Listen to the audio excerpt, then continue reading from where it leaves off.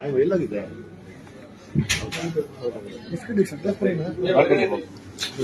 ನಮಸ್ತೆ. ನೋಡಿದ್ರೆ ಹೆಂಗ್ ತಯಾರಾಗಿದ್ದೀರಾ?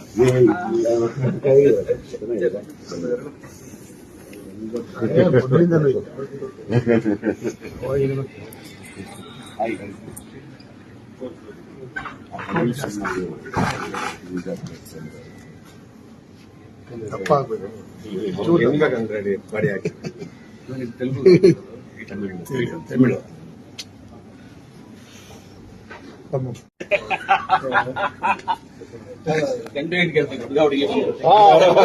ನನ್ನ ಮಗ ಹೀರೋ ಇದೆ ಫೋಟೋ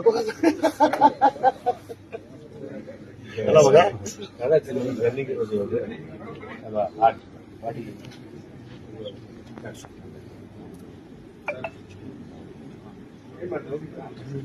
ಹಾಯ್ ಹಲೋ ಹಾಯ್ ಏನಪ್ಪ ಸಣ್ಣ ಆಗ್ಬಿಟ್ಟಿದ್ದೀನಮ್ಮ.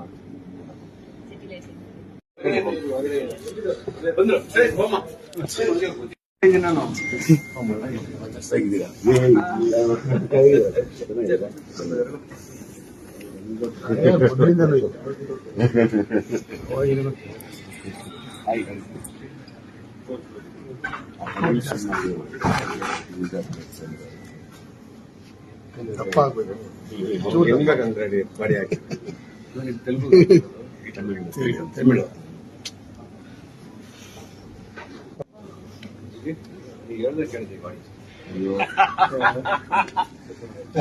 ರನ್ನಿಂಗ್ ಇರೋದು ಅಲ್ವಾ? ಹಾಯ್ ಹಲೋ ಹಾಯ್ ಏನಪ್ಪ ಸಣ್ಣ ಆಗ್ಬಿಟ್ಟಿದ್ದೀನಮ್ಮ. ಎಲ್ರಿಗೂ ನಮಸ್ಕಾರ. ಮೊದಲೇ ಶುರು ಮಾಡಬೇಕಾದ್ರೆ ಎಸ್9 ಸಾಲಿಂದನೇ ಶುರು ಮಾಡಬೇಕು. ಸೈನ್ಸ್ ಅಷ್ಟೇ ಮುಂದುವರಿಲಿ, ಟೆಕ್ನಾಲಜಿ ಅಷ್ಟೇ ಎತ್ತರಕ್ಕೆ ಬೆಳೆದ್ರೂ ಸಂಬಂಧಗಳು ಅನ್ನೋದು ಹಂಗೇ ಇದೆ. ಅದರಲ್ಲೇನು ಮಾರ್ಪಾಡಾಗಿಲ್ಲ. ಆ ಸಂಬಂಧಗಳ ಮೇಲೆ ಸಿನಿಮಾ ಮಾಡಿ ಸೈ ಅನ್ಸ್ಕೊಂಡು ಇವತ್ತಿಗೂ ಅವರು ಒಂದು 18 ವರ್ಷದ ಹುಡುಗನ ಥರ ನಿಂತ್ಕೋತಾರೆ ಒಂದು ಸೆಟ್ಟಲ್ಲಿ. ಅಷ್ಟೇ ಎನರ್ಜಿಲಿ ಕೆಲಸ ಮಾಡ್ತಾರೆ.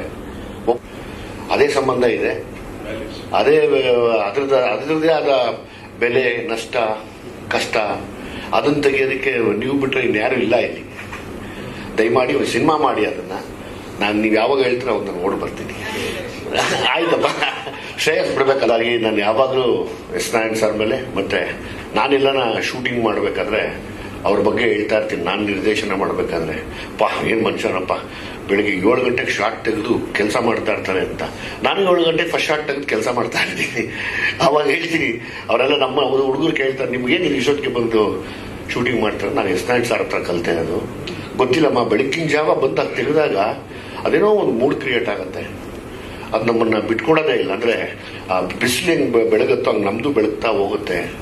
ಸೊ ಹಂಗಾಗಿ ನಾನು ನಿಮ್ಮಿಂದ ಕಲ್ತಿರೋ ದೊಡ್ಡ ಪಾಠ ಅದು. ನಾನು ಎಲ್ಲೇ ನಿರ್ದೇಶನ ಮಾಡಿದ್ರು ಅದನ್ನು ಬಿಡೋದಿಲ್ಲ.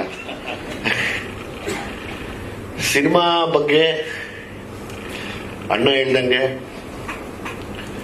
ಒಂದು ಫ್ಯಾಮಿಲಿ ಕುತ್ಕೊಂಡು ನೋಡುವಂಥ ಒಂದು ಅದ್ಭುತವಾದ ಸಿನಿಮಾ. ಯಾಕಂದರೆ ಎಸ್9 ಸರ್ ಯಾವಾಗಲೂ ಯಾವ ಕೆಟ್ಟ ಸಿನಿಮಾಗಳು ತೆಗೆದಿಲ್ಲ. ಎಲ್ಲೂ ಒಂದು ಸಂದೇಶ ಇರುವಂಥ ಸಿನಿಮಾಗಳೇ ತೆಗಿತಾರೆ. ಅದರಲ್ಲಿ ನನಗೆ ಇಷ್ಟ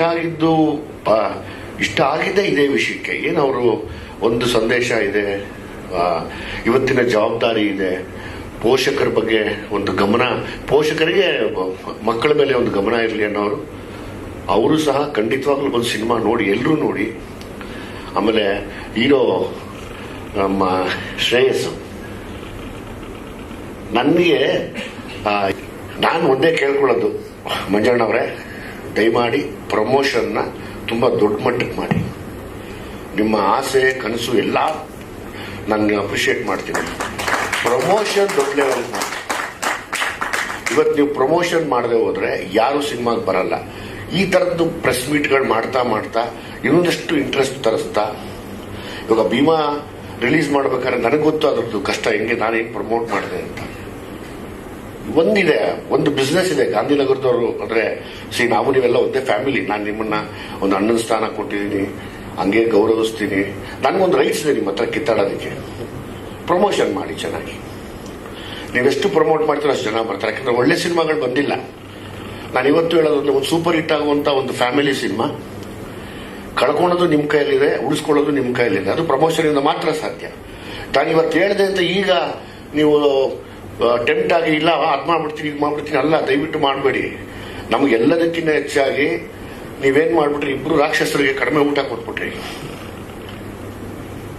ನಮ್ಮ ಆಸೆ ನಿಮ್ಮ ಮಗ ಚೆನ್ನಾಗಾಗ್ಲಿ ಅಂತ, ಅವನು ತುಂಬಾ ದೊಡ್ಡ ಸ್ಟಾರ್ ಆಗ್ಲಿ ಅನ್ನೋ ಆಸೆ ಇದೆ. ತುಂಬಾ ದೊಡ್ಡ ಮಟ್ಟಕ್ಕೆ ಪ್ರಮೋಷನ್ ಮಾಡಿ ತುಂಬಾ ಒಳ್ಳೆ ಸಿನಿಮಾ ಆಗತ್ತೆ. ಇದು ಒಳ್ಳೆ ವಿಷಯ ಇದೆ. ನೀವು ಹಳೆಯ ಗಾಂಧಿನಗರದ ಲೆಕ್ಕಾಚಾರ ಮಾಡಿಕೊಂಡು 6ಕ್ಕೆ 3, 2ಕ್ಕೆ 12, ಆ ಥಿಯೇಟ್ರಲ್ಲಿ ಇಷ್ಟು, ಈ ಥಿಯೇಟ್ರಲ್ಲಿ ಶೇರು, ಇಷ್ಟ ಆಗ್ಬಿಟ್ರೆ ಸಾಕು ಅಂದ್ರೆ ವರ್ಕ್ ಆಗಲ್ಲ ಇದು. ಇಲ್ಲ, ಆನೆಸ್ಟ್ಲಿ ಇವತ್ತು ನೀವು ಎಷ್ಟು ಪ್ರಮೋಟ್ ಮಾಡ್ತೀರೋ ಆ ಸಿನಿಮಾ ನೋಡ್ತಾರೆ ಸರ್. ನೀವು ಇದು ಅದಕ್ಕೂ ಸ್ಪೆಂಡ್ ಮಾಡಿ ದಯವಿಟ್ಟು. ತುಂಬಾ ಒಳ್ಳೊಳ್ಳೆ ಸೋಷಿಯಲ್ ಮೀಡಿಯಾ ಇನ್ಫ್ಲೂಯೆನ್ಸರ್ ಇದ್ದಾರೆ.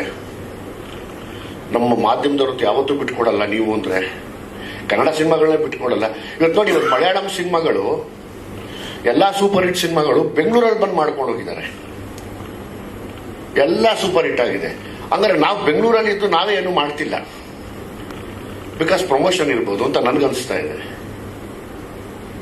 ಅವ್ರಿಗೆ ಬೆಂಗಳೂರು ತುಂಬಾ ಒಳ್ಳೆ ವಾಸ್ತು ಆಗ್ಬಿಟ್ಟಿದೆ ಇವತ್ತು. ನನಗೆ ಒಂದು ಸ್ಯಾಟಿಸ್ಫ್ಯಾಕ್ಷನ್ ಏನು ಅಂದ್ರೆ, ಒಂದು ಒಳ್ಳೆ ಕಥೆಗೆ ನಾನೊಂದು ಒಳ್ಳೆ ಪಾತ್ರ ಮಾಡಿದೀನಿ ಅಂತ. ಬಟ್ ನಮ್ಮಿಬ್ಬರಿಗೂ ಅದಿಲ್ಲ. ಅಣ್ಣ ಇನ್ನೇನೋ ಬೇರೆ ಏನೋ ಮಾಡೋಣ, ಇನ್ನೊಂದೇನೋ ಹುಟ್ಟಾಕಿ ಆಕ್ಟ್ ಮಾಡಬೇಕು ಅಂತ. ಹಾಗೆ ಇನ್ನ ಬೃಂದ ಅದ್ಭುತವಾದ ಕಲಾವಿದೆ. ಅಣ್ಣ ಹೇಳ್ದಂಗೆ ಎಲ್ಲೂ ತಾನು ಒನ್ ಮಾಡಿ ನಾನು ನೋಡಲಿಲ್ಲ. ಮತ್ತೆ ತುಂಬಾ ಡೀಸೆಂಟ್ ಆಗಿ ಸೆಟ್ಟಲ್ಲಿ ತಾನು ಆಯ್ತು, ತನ್ನ ಕೆಲಸ ಆಯ್ತು ಅಂತ ಗಮನ ಇಟ್ಟು ಮುಂದುವರೆದಂತ ಒಂದು ಒಳ್ಳೆ ದೊಡ್ಡ ನಟಿ ಆಗ್ತೀವಿ ಕಣಪ್ಪ. ನೀನು ಒಳ್ಳೇದಾಗ್ಲಿ ನಿನಗೆ. God bless you. ಇನ್ನೇನು ಶ್ರೇಯಸ್ ಅವ್ರ ಬಗ್ಗೆ ಅಂತೂ ಮಾತಾಡಂಗಿಲ್ಲ.